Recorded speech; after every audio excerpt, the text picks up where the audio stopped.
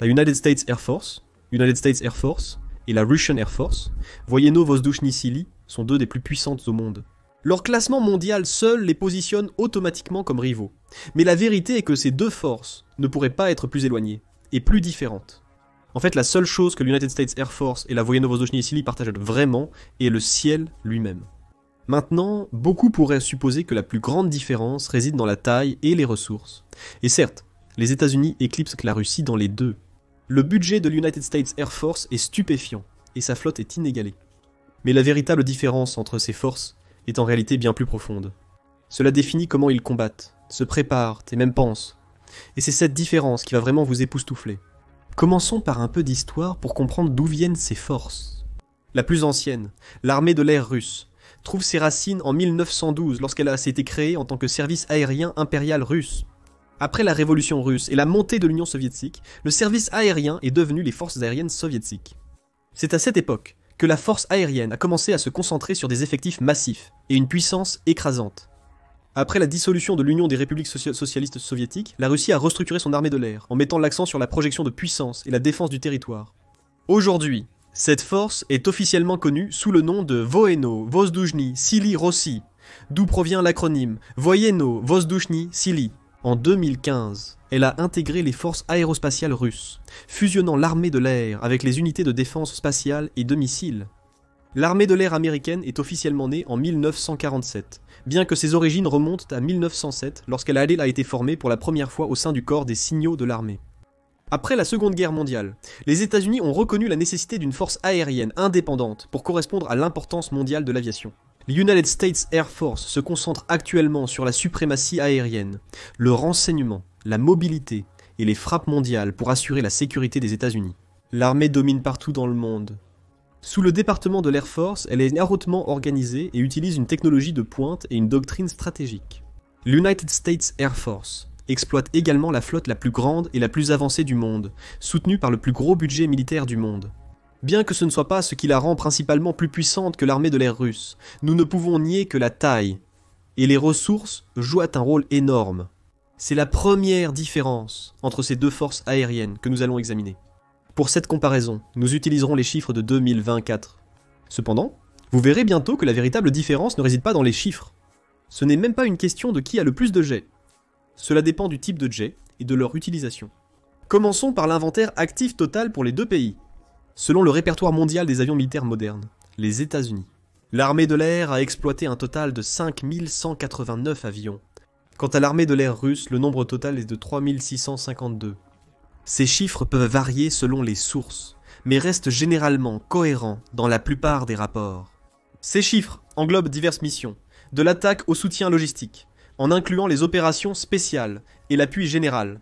Ce n'est que lorsque vous commencez à examiner ces types d'avions en détail que les véritables différences commencent à émerger. La différence dans le budget de ces forces devient également abondamment claire. Le budget de l'United States Air Force pour l'année fiscale 2024 était d'environ 185 milliards de dollars. Ce chiffre inclut les budgets d'exploitation, de maintenance, du personnel militaire, de recherche, développement, tests et évaluation. Ce montant dépasse aussi le budget militaire total de la Russie pour 2024, qui était d'environ 103 milliards de dollars. C'est vrai, l'United States Air Force seul fonctionne avec un budget presque 2 fois supérieur à celui de l'ensemble de l'armée russe. Examinons comment cette disparité se reflète dans leur flotte et leur capacité opérationnelle. Une analyse plus détaillée des différents types d'avions serait très instructive. D'abord, les avions de chasse. L'US Air Force a un avantage notable dans ce domaine, avec une flotte de chasseurs plus importante et une technologie de pointe. En 2024, les États-Unis se vantaient de 1442 avions de chasse, qui comprenaient certains des jets les plus avancés et coûteux au monde. Le plus notable est le F-35 Lightning. Un avion de chasse multirôle de 5e génération qui coûte environ 109 millions par unité. Premier volé en 2006, ce jet est capable de mener des combats aériens et des combats au sol avec des capacités de furtivité qui le rendent presque invisible aux radars ennemis. En comparaison, la Russie a exploité 1188 avions de chasse en 2024. Cependant, ce nombre n'incluait que 22 Sukhoi Su-57 opérationnels, qui est la réponse de la Russie au F-35. Le Su-57 est le premier avion en service militaire russe développé avec la technologie furtive, ce qui révèle une autre différence importante entre l'United States Air Force et le Voyeno-Vozdushny Sili. La Russie n'a pas encore vraiment maîtrisé l'art de la furtivité. Malgré la conception du Su-57 pour rivaliser avec le F-35 américain, les experts affirment que sa furtivité est loin d'atteindre les standards des modèles US. La section radar du Su-57, qui détermine sa détectabilité, reste un point faible majeur. Si faible que de nombreux analystes pensent que le Su-57 pourrait ne même pas être un véritable chasseur furtif. Pour atteindre une véritable furtivité, il faut plus qu'une simple étiquette de furtivité sur l'avion. Et souvenez-vous, la technologie furtive a révolutionné à elle seule le combat aérien. La furtivité radar des avions est révolutionnaire, leur permettant de s'infiltrer aisément dans les défenses ennemies. L'incapacité de la Russie à tirer pleinement parti de cette technologie révolutionnaire nous dit une chose. Le pays manque d'infrastructures et de ressources pour vraiment rivaliser au même niveau. La Russie tente en vain de développer des avions égalant les capacités américaines, au-delà de la furtivité. La plupart des chasseurs russes sont au moins un pas derrière ceux des Américains. Outre le F-35, la flotte de chasseurs de l'United States Air Force comprend le F-22 Raptor, le F-16 Fighting Falcon et le F-15 Eagle, tous dotés de capacités modernes de supériorité aérienne et de frappe. Mais cette flotte n'est pas seulement destinée au combat aérien. Elle est conçue pour des opérations multidomaines qui incluent la collecte de renseignements. Les États-Unis ont aussi un avantage dans les systèmes intégrés, avec ces chasseurs fonctionnant en harmonie avec d'autres plateformes comme les bombardiers et les avions de surveillance. Attention, la Russie a également des chasseurs très compétents. Prenez par exemple le Su-27 et le Su-35. Ce sont des avions puissants connus pour leur agilité, leur vitesse et leur solide capacité de combat aérien. Ces traits leur permettent d'exceller au combat traditionnel, mais ils manquent d'adaptabilité et de portée comparés aux avions américains modernes. Bien que les chasseurs russes puissent défier leurs homologues américains dans des scénarios ultra spécifiques, ils ne rivalisent pas dans les environnements opérationnels plus larges et dynamiques où l'United States Air Force excelle. Des disparités similaires peuvent être observées dans les flottes de bombardiers des deux pays. Les États-Unis et la Russie possèdent des flottes de bombardiers redoutables, mais avec des différences frappantes dans la philosophie de conception et les capacités de leurs avions. Contrairement à la flotte de bombardiers américaine moderne et hautement spécialisée, la flotte russe est un mélange de vieux modèles améliorés, privilégiant la quantité à la sophistication technologique. Bombardiers. En 2024, les États-Unis exploitaient 152 bombardiers, comparativement à 125 pour la Russie. La différence en termes de chiffres n'est pas énorme. Cependant, la flotte américaine comprend des avions avancés comme le B-52H Stratofortress, le B-1B Lancer et le B-2 Spirit. Le B-52, introduit dans les années 50, est toujours en service. Le service restera probablement actif pendant des décennies, illustrant son adaptabilité et l'efficacité de sa conception. Le B-1B Lancer, entré en service dans les années 80, est un avion polyvalent capable de missions conventionnelles, précédemment même nucléaires, mais il a été converti en un rôle uniquement conventionnel, sous le traité Strategic Arms Reduction Treaty, avec la Russie. Alors que le B-2 Spirit opérationnel dans les années 90 offre des capacités de frappe furtive et à longue portée, le prochain B-20 et un Raider, destiné à remplacer de nombreux B-2 et B-1, promet d'inaugurer une nouvelle ère de bombardiers avancés et furtifs.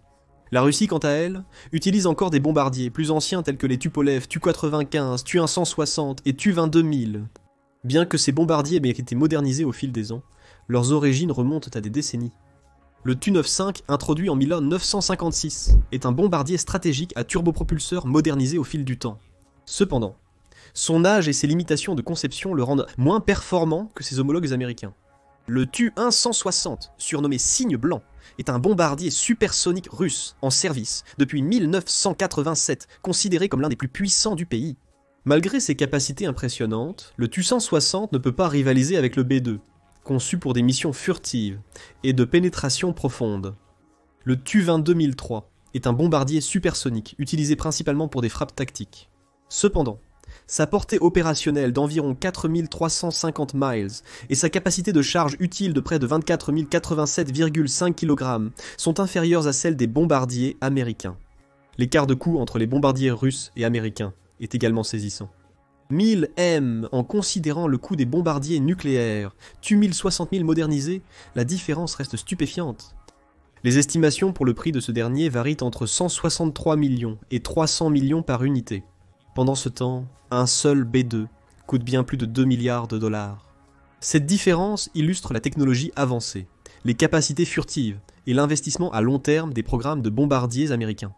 Les mêmes tendances, observées dans les avions de chasse et les bombardiers, s'appliquent quant aux autres catégories d'aéronefs dans les flottes des deux nations. La conclusion est toujours la même. Les United States Air Force en a plus et ils sont bien meilleurs. Plutôt que d'entrer dans les détails complexes de chaque type et de répéter la même conclusion, faisons un aperçu rapide de la comparaison de ces catégories à travers les États-Unis. La force aérienne américaine et russe joue un rôle de soutien aérien, rapproché, close air support, en fournissant des frappes de précision pour appuyer les opérations terrestres. Détiennent un avantage notable avec 314 avions comparés aux 194 de la Russie. La flotte américaine inclut le célèbre ADIC-C Thunderbolt II, redoutable en combat rapproché. Les États-Unis emploient aussi des avions spécialisés tels que l'AC-130 pour fournir la puissance de feu et le soutien au combat, tandis que la Russie ne possède que 194 Su-25. Bien que le Su-25 soit efficace dans son rôle, il n'est pas équivalent à l'AC-130. Pour les avions de transport, l'écart se creuse davantage.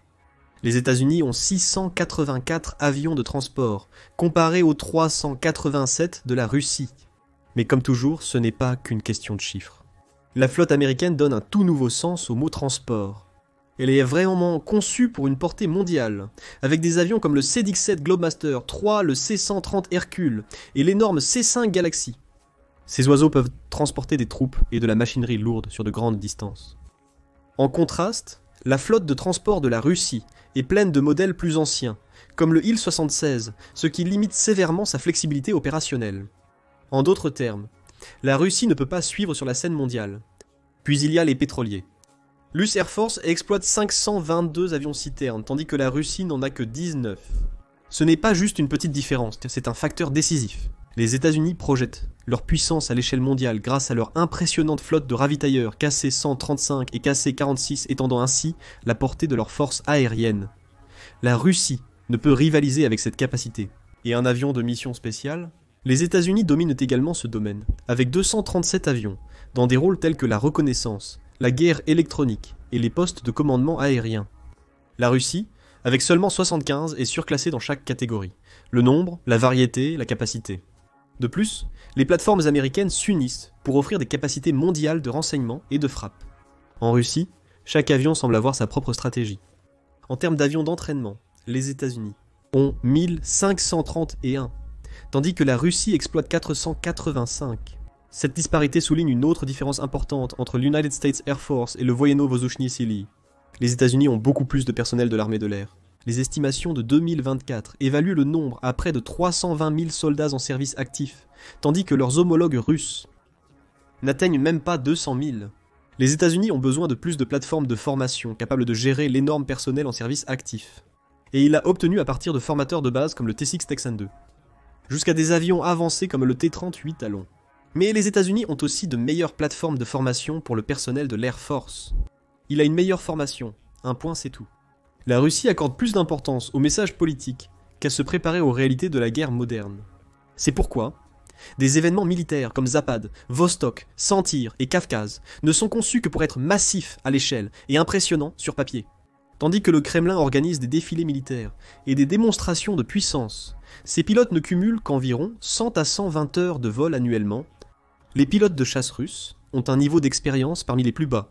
Pour comparaison, les pilotes de l'US Air Force totalisent en moyenne environ 147 heures par an sur des avions armés, bien qu'ils visent au moins 180 heures pour répondre aux normes de l'OTAN. Certains pilotes ayant historiquement enregistré jusqu'à 240 heures dans des conditions plus optimales, plus du temps supplémentaire dans des simulateurs de haute fidélité. Et ces heures supplémentaires ne sont pas seulement des chiffres sur papier. Elles impliquent en moins davantage de pratiques, de meilleurs réflexes et une connaissance approfondie des tactiques avancées. Elles permettent aux pilotes américains de s'entraîner à des missions multirôles et scénarios complexes, inimaginables pour leurs homologues russes en combat réel. C'est une chose de mettre en place une machine capable. C'est une autre chose entièrement de la déployer avec succès dans un espace aérien contesté. C'est pourquoi peu importe combien de modèles d'avions modernisés la Russie apporte à sa flotte. Tant que ces pilotes ont une formation incohérente et insuffisante, ces machines ne pourront pas atteindre leur plein potentiel. L'expérience de combat est similaire. L'armée de l'air américaine a passé plus d'un siècle à perfectionner son art dans certains des conflits les plus difficiles au monde. De la Première Guerre mondiale à la guerre froide, du Vietnam au Golfe, en passant par l'Irak et l'Afghanistan, les aviateurs américains ont été confrontés à quasiment tous les scénarios possibles. C'est lors de la Seconde Guerre mondiale que l'United States Air Force, ou plutôt son prédécesseur, est véritablement devenue la force aérienne la plus puissante du monde, employant jusqu'à 2 400 000 personnes et 80 000 avions.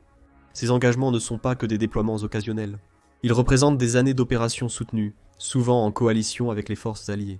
Ces missions ont démontré la capacité de l'United States Air Force à s'adapter à des menaces en évolution, à coordonner avec des partenaires multinationaux et à exécuter des missions sous une pression intense.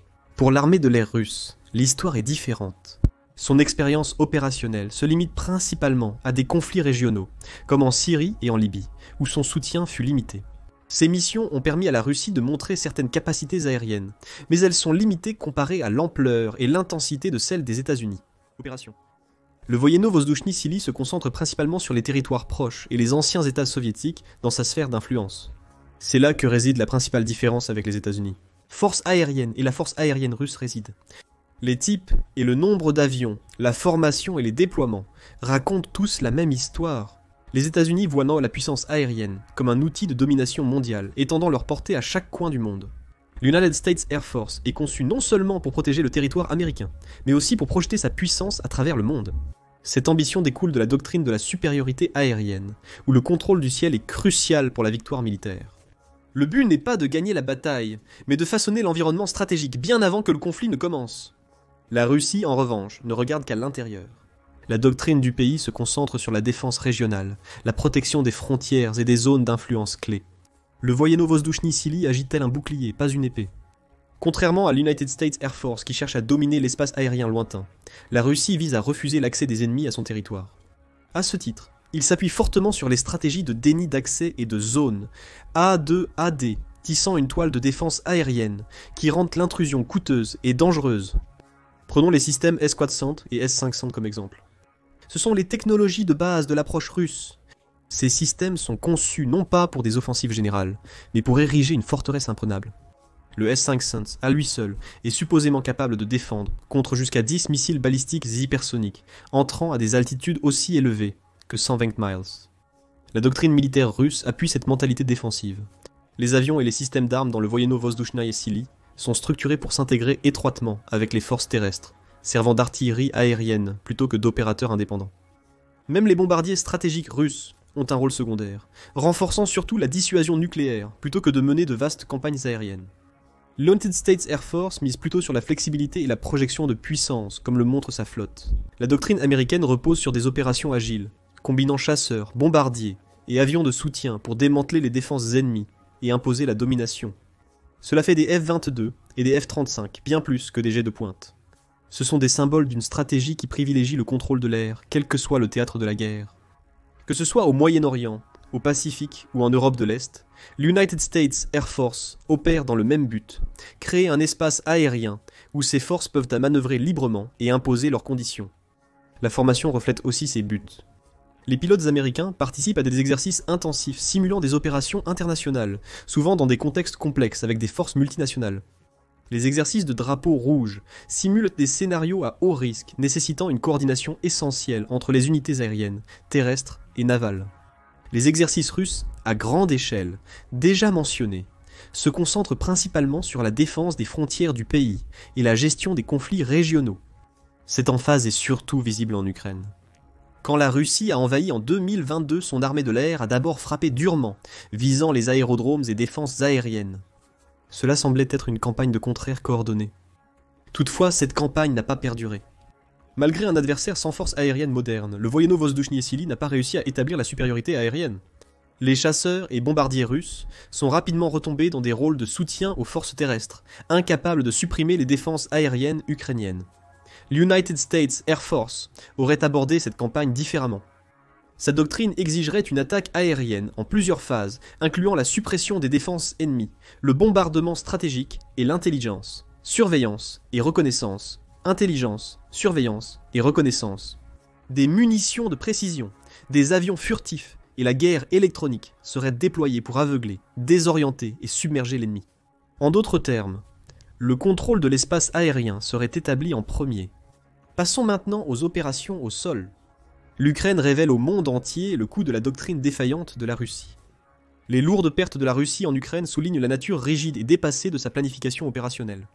Les avions et hélicoptères du pays sont utilisés comme des outils rudimentaires, les rendant vulnérables aux menaces modernes telles que les manpads et les drones. C'est probablement pourquoi la Russie a perdu environ 369 avions et 329 hélicoptères en Ukraine en moins de 3 ans. La Voyeno-Vozdushny Sili, ancrée dans l'ère soviétique et ses concepts, manque d'autonomie pour innover et mener des campagnes indépendantes. Une tendance similaire est observée dans l'organisation de l'armée de l'air russe. La Voyeno-Vozdushny Sili est entièrement subordonnée à son armée centrée sur l'armée. De ce fait, il manque de souplesse au combat. En revanche, l'United States Air Force opère avec beaucoup plus d'autonomie, lui permettant de prendre l'initiative et d'ajuster les tactiques à la volée. L'US Air Force ne suit pas seulement l'armée, elle dirige le récit de la bataille. L'armée de l'air russe n'est qu'un personnage secondaire, souvent incapable de prendre des décisions autonomes et de mener ses propres campagnes. Voilà pourquoi les frappes aériennes russes manquent souvent de cohésion pour obtenir des résultats décisifs. Mais la doctrine va au-delà de la simple utilisation des forces. C'est aussi sur leurs objectifs. Pour l'United States Air Force, la puissance aérienne est un outil stratégique qui façonne la géopolitique mondiale. C'est un moyen de dissuader les adversaires, rassurer les alliés et faire respecter les normes internationales. La présence d'avions militaires américains dans les régions contestées envoie un message clair. Les États-Unis sont prêts à agir. La Russie se concentre à nouveau sur la dissuasion plus près de chez elle. Sa puissance aérienne renforce son statut d'acteur régional, capable de défendre son territoire et d'intimider ses voisins. L'accent mis sur les bombardiers nucléaires et les défenses aériennes intégrées soutient cet objectif. Ces éléments signalent une force sans nécessairement la projeter bien au-delà des frontières russes. Les États-Unis et la Russie dépendent grandement de leurs forces aériennes. Cependant, leurs approches et objectifs finaux diffèrent grandement. Comprendre la différence fondamentale entre l'United States Air Force et le Voyeno-Vozdushny Sili permet de mieux saisir toutes les autres divergences. Vous comprenez pourquoi l'armée de l'air russe est à la traîne en termes d'avancées technologiques, d'efficacité opérationnelle et de préparation au combat en général, pourquoi seule une fraction de sa flotte est en état de voler à tout moment, et pourquoi cette branche connaît constamment des retards, des sous-performances, de mauvaises pratiques de maintenance et un manque de contrôle de routine. La Russie ne considère pas l'armée de l'air comme une branche autonome, ayant ses propres objectifs stratégiques. Elle est là pour soutenir l'armée et rester près de chez elle, ni plus ni moins. Cette mentalité a empêché le Voyeno-Vozdushny Sili de développer une doctrine de combat aérien, adaptée aux champs de bataille modernes. Elle a aussi principalement limité les pilotes russes, avec des contrôles stricts depuis le sol. Parallèlement, l'United States Air Force a bâti ses capacités autour de la supériorité aérienne, des frappes de précision et de la portée mondiale, misant sur les avancées technologiques comme la furtivité, les radars avancés et l'armement de pointe. C'est pourquoi ces pilotes hautement qualifiés peuvent dépasser et surpasser leurs homologues russes dans chaque scénario. Maintenant, permettez-nous de vous poser une question. La grande différence entre les forces aériennes américaines et russes vous a-t-elle surpris ? Ou avez-vous toujours su qu'il y avait plus à l'histoire que de simples chiffres et matériels ? Laissez vos réponses dans les commentaires ci-dessous. Comparez maintenant les soldats américains et russes, ou regardez plutôt cette autre vidéo.